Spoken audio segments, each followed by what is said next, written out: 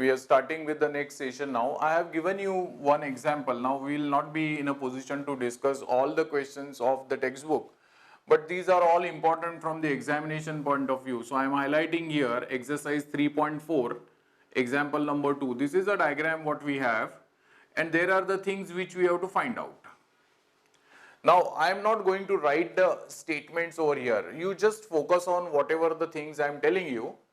First of all, can you tell me the analysis what you have? It is not the proof. Remember one thing, it is just to find out the values.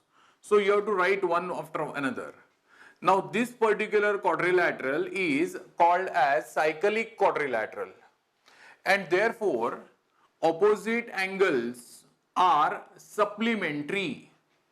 That is the first property that we are going to write.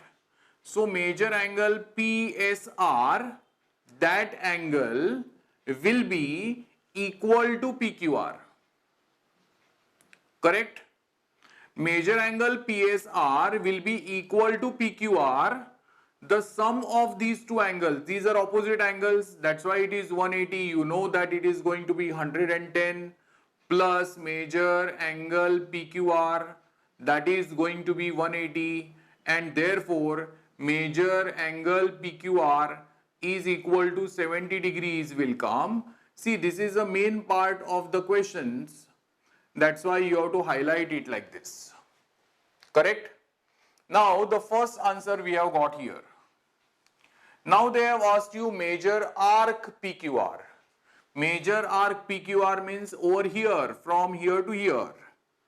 So I am writing this angle, major angle PSR.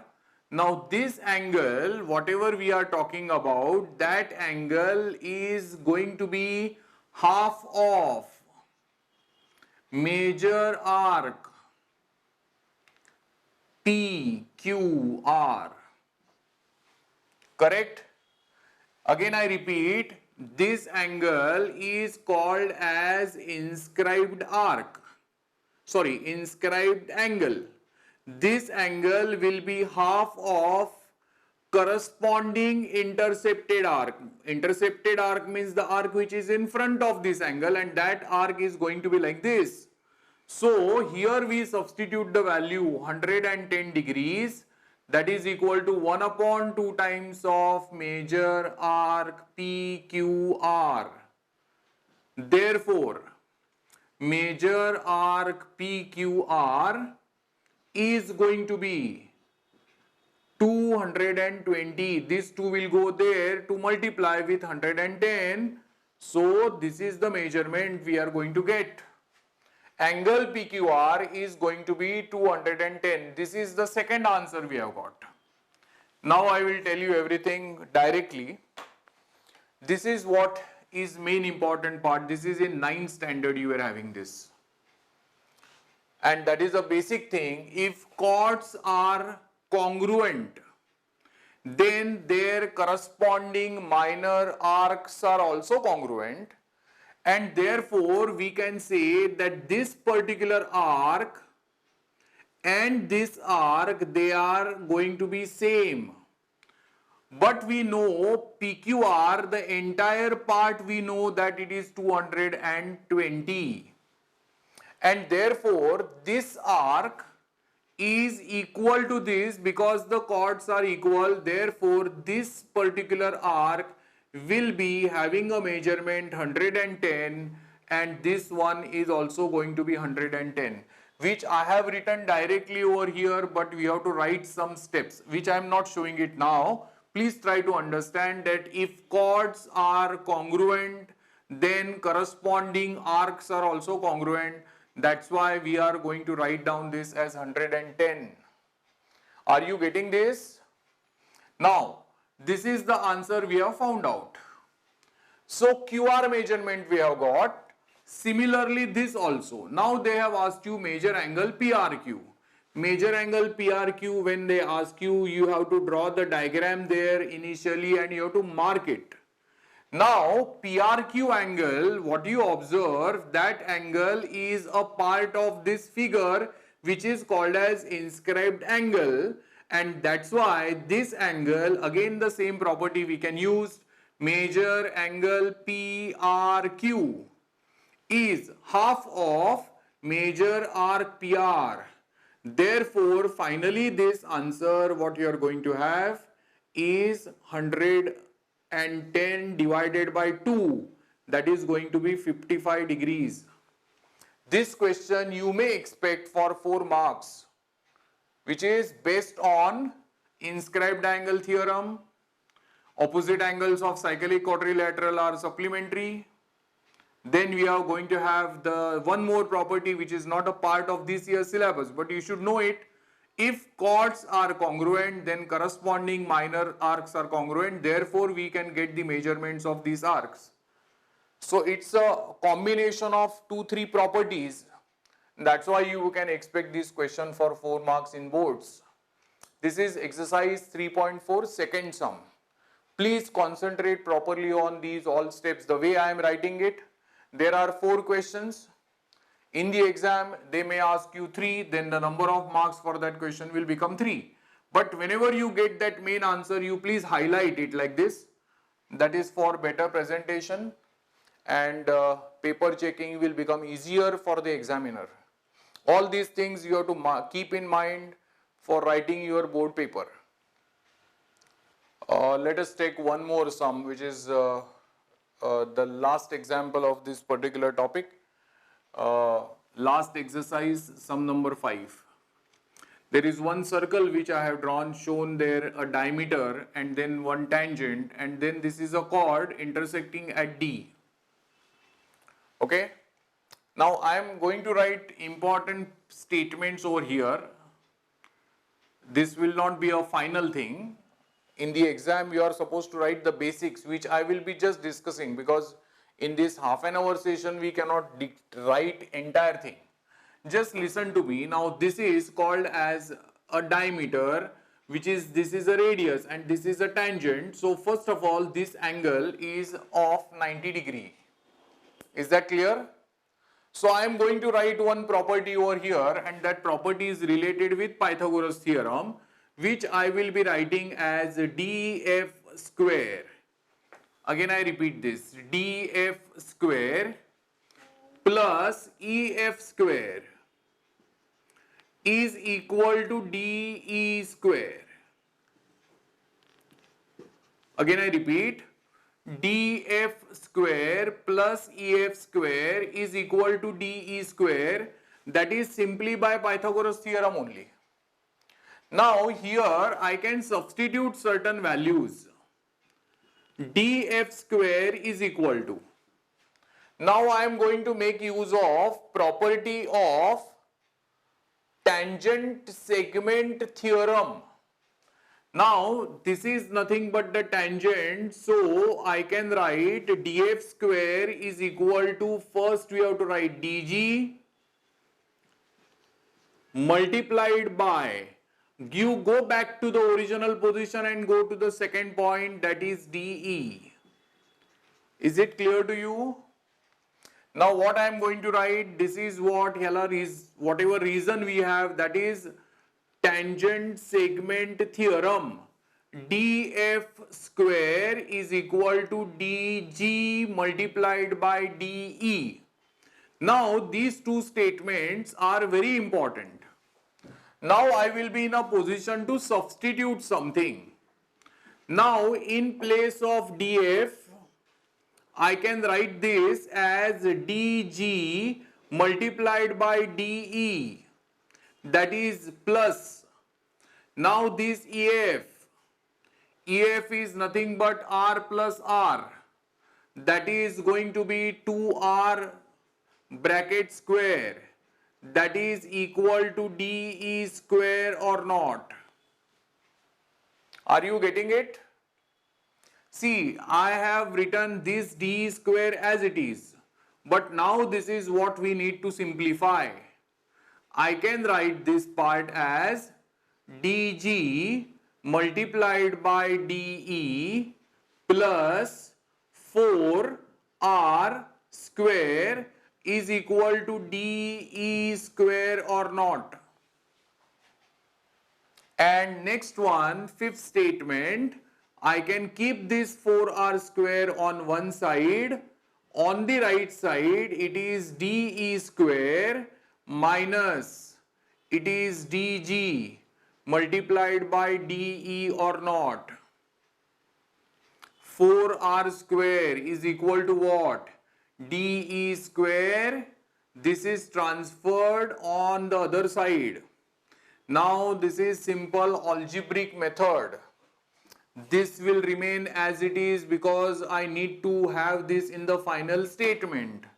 Now this dE square and there is one more dE.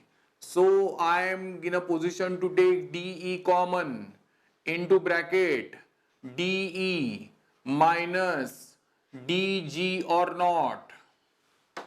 Now if you see the diagram, dE means this entire length minus dG, that is minus this part. So this part is left because of the betweenness property. So we are going to get 4r square is dE multiplied this by dE minus dG. We are going to get this part as GE. This is the thing what you are asked to prove. These kind of questions you please try to keep in mind because they are very simple based on the combination of properties. The questions will not be asked to you which are based on only single property. We need to have 2 or 3 properties together. Now this is the first line which I have not written, but you need to specify why this angle is 90. Once this angle is 90 proved, then use Pythagoras. Once you complete Pythagoras, then this is not the thing that you have to prove. Therefore, there will be some modification required. Therefore, you have to use tangent segment theorem to get the value of df square. And once you know df square, then we have to modify this accordingly. EF is nothing but the diameter, that is what they have specified, and that's why EF is nothing but r plus r, that is 2r bracket square, that is going to be 4r square. Any doubt you have here in this? Okay, we will go ahead with the next one now. Let us go ahead with one more difficult question from the problem set. There are two circles which are intersecting each other at point S and R, and PQ is a common tangent.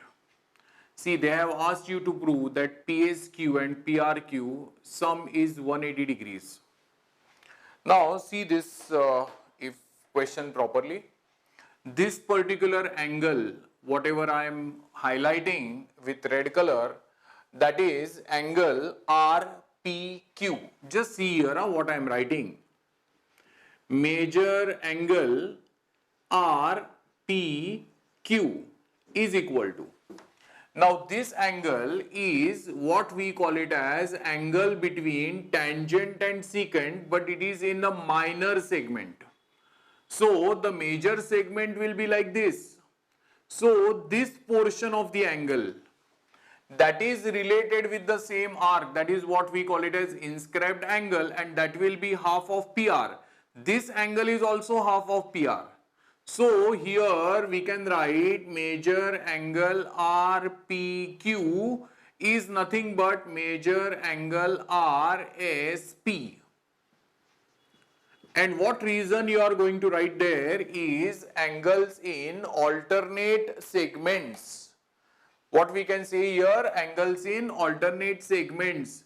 But we can make use of this is a smaller circle, so one more line you can add here with respect to circle 1. Now this is circle number 2. This is also, there is also one more possibility like this. This angle is going to be angle in a minor segment, which I will be calling it as angle RQ, angle RQP. Initially we have taken RPQ. Now it is RQP, this angle. So that angle is angle in a minor segment. So this arc is connected. So this angle we are going to talk about. So that is written as major angle RSQ. Both the statements are having the same reason. That reason is angles in alternate segments. Now there is very much easier thing to follow. If you understand this part first in two different circles, then later on the proof is easier. See, 180-degree relation what we are going to have, that is related with corresponding angles, interior then angles in a linear pair. 180 relation also there is one more part that is related with the triangle. So I am writing it like this. In triangle RPQ, we can write sum of all angles of a triangle is 180. So we can write major angle RPQ plus major angle RQP plus major angle PRQ, that is 180 degrees. That is what we can write. Now the next is just a modification. Again I repeat, when you focus on this triangle major angle RPQ plus RQP plus PRQ is 180 degrees. So RPQ measurement, see I have written here, RPQ is nothing but, so this is to be replaced by major angle RSP. This one is RQP now. RQP is replaced by major angle RSQ plus this we don't know and this is what we finally require. So I am writing this part as PRQ only, that is equal to 180 degrees. So now you tell me, whenever you are writing this kind of analysis in geometry proofs, then it is better to underline something which is what you are going to add. RSP and RSQ, just check this.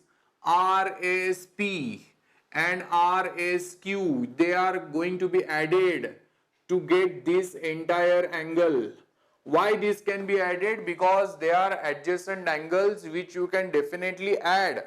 So this is going to give you major angle PSQ plus major angle PRQ.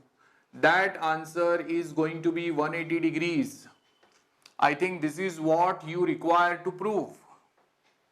This is much more important. This can be asked for 4 marks again from the circle topic. See, you have to select few questions from the textbook like this. Make a group that these questions according to your feeling that yes, this question is important, this I am in a position to do, this we will write on one piece of paper. Like that there will be 5 sums of 3 marks, then 5 sums of 4 marks. Then at the time of exam you have to just revise like this. See, ultimately it's up to you how to reframe that. Matlab, these particular things are already known to you. But order of preference, order of these statements is much important that you can do it by practice. So you have to require to focus on these sums. Majority of the students, what they do, they feel from the diagram itself that is complicated, though they skip that. Please remember one thing, in geometry, whatever portion I am discussing now here, they are all important from exam point of view. So I am not saying that this is the only sum which is asked, otherwise I would have taken only this sum. See, I am taking 4-5 sums like that just to clear your concept. Accordingly, you have to prepare your sums. Majority of the sum from the textbook are easy to manage. You please cover up the entire thing. Don't go for all the theorems. As I told you, theorems are only 2 which are asked in circle topic. Rest of the questions are asked like this. Whatever properties I have covered up in the earlier section, those properties are important from 2 marks point of view. Whatever I am discussing now, they are for 4 marks. I hope you have cleared this. Okay, we'll go for one more important question from problem set, that is question number 24. Now these are the two circles which are intersecting each other at point A and E. Then through point E, we have drawn one line which intersects the one circle in point B and other end point D. And at B and at D, we have drawn tangents. Now we have to prove that ABCD is a cyclic quadrilateral. Cyclic quadrilateral means definitely that particular part is related with 180 degrees. Now you know the property of cyclic quadrilateral. What it is? Opposite angles of cyclic quadrilateral are supplementary. That means you have to prove something like this. Now see the part which I highlight. Now see, don't by heart anything, because in the exam they may change this. Diagram will remain the same, but the wording may change. Instead of ABCD, they give you PQRS. So don't by heart it. You please try to analyze the figure one by one. Now you tell me this particular angle, correct? This angle is the angle related with arc BE, and this angle is also related with that arc. So with respect to this circle 1, I call this as angles in alternate segments. So I am going to write it like this. First part will be like this: angle CBD. Instead of E, I am taking the entire one now. Major angle CBE is equal to. Is it possible to write BAE now? So major angle BAE will come. Again I repeat, major angle CBD, I'll write this as CBD now instead of E. Complete segment I am taking is congruent with BAE. The reason is angles in alternate segments. Now I am taking one more. Similar to this, I can take this angle that is related with minor arc. This is also related with minor arc. So what can be written here? We can write second part of this as major angle CDB. Major angle CDB is equal to major angle. Now I can write down that part as DAE. So I am writing this part as DAE.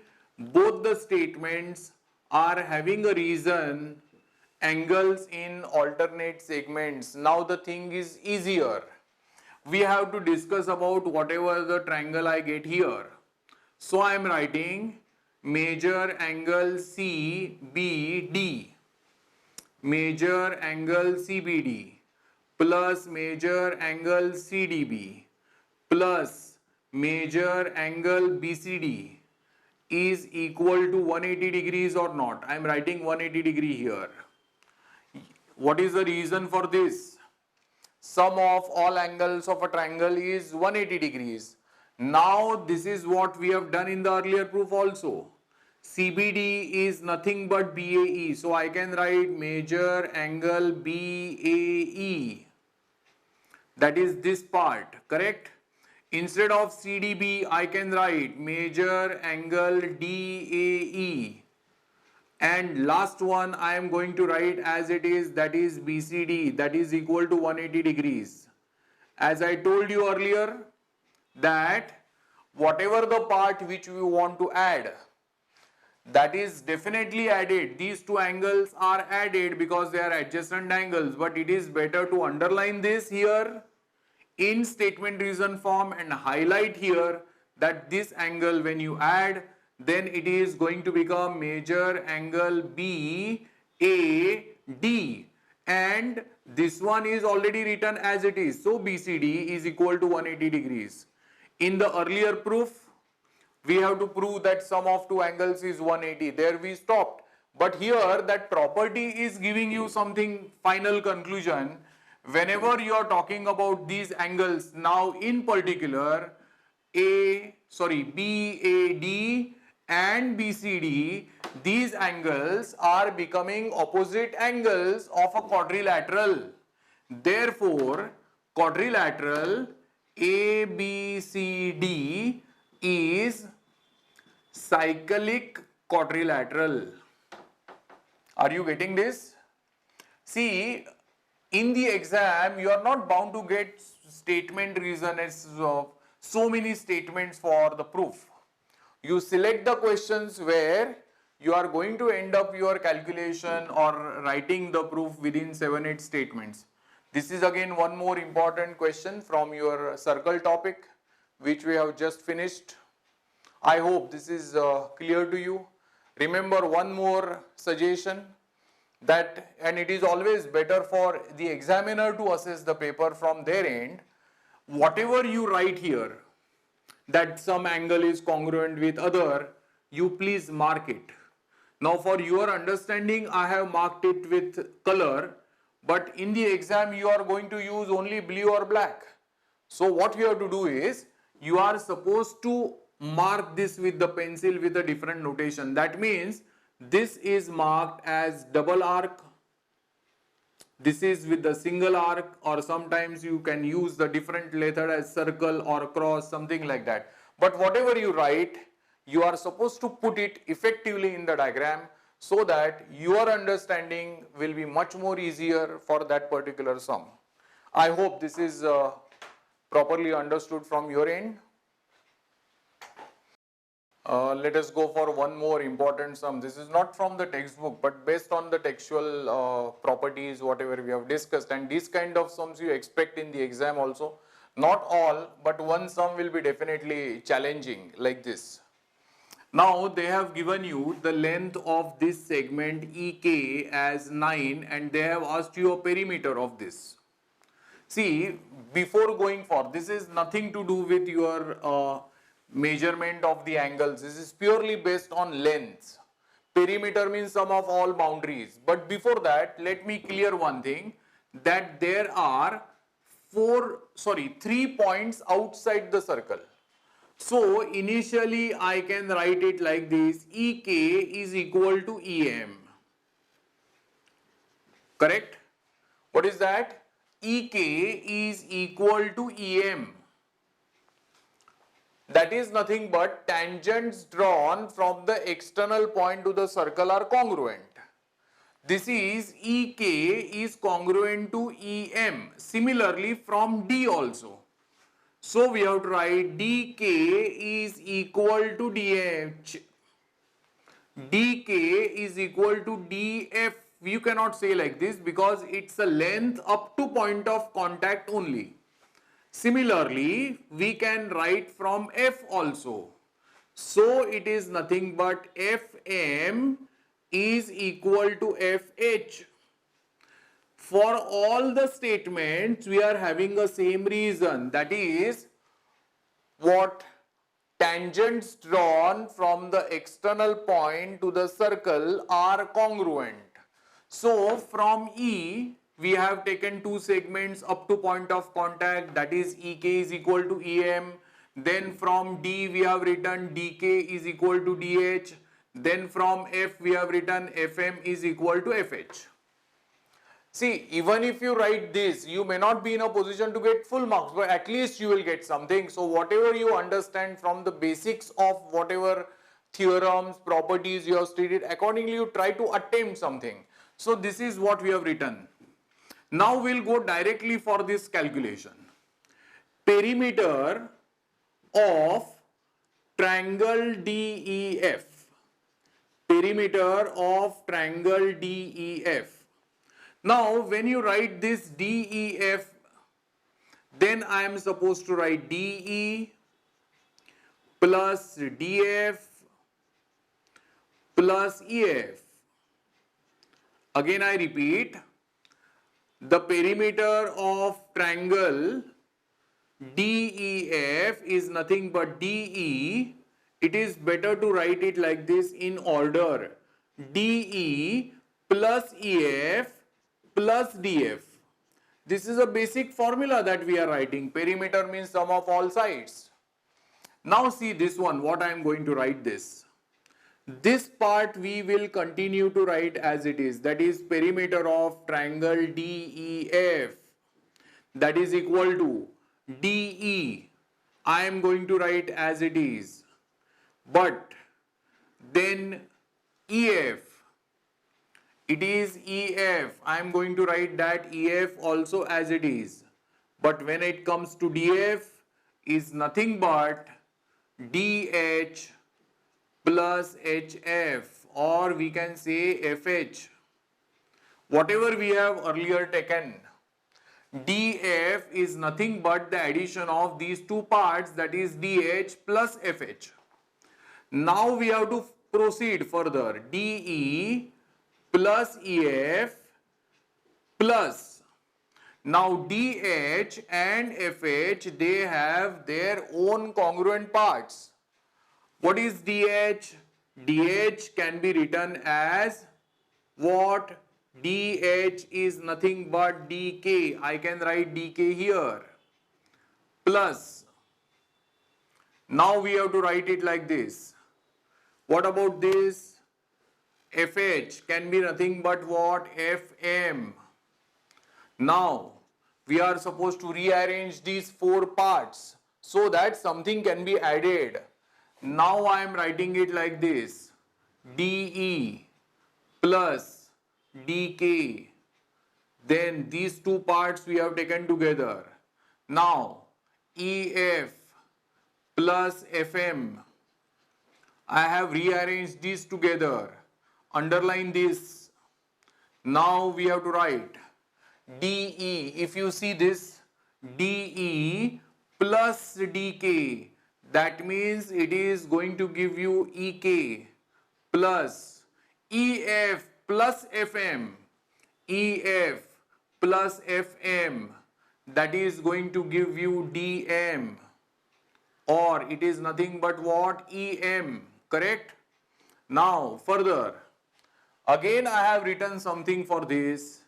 EK can be replaced by EM or EM can be replaced by EK, but EK is given to you and that's why I am not changing this, but I will change EM to EK.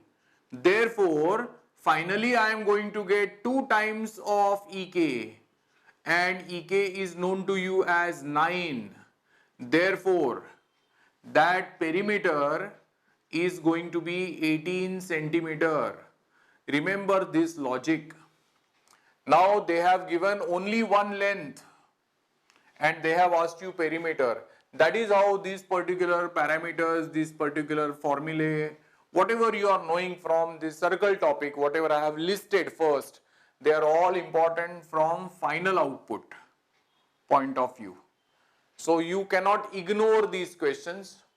Similar kind of questions you may be getting from your reference books. But kindly focus, there is one question at least on this topic, outside question I am telling you. There is an option, we can solve it. But if you want to say that I have finished my geometry studies for 40 marks, then you should be in a position to attempt these kind of questions. I hope this particular topic is clear to you in all respect. Let us work more on geometry.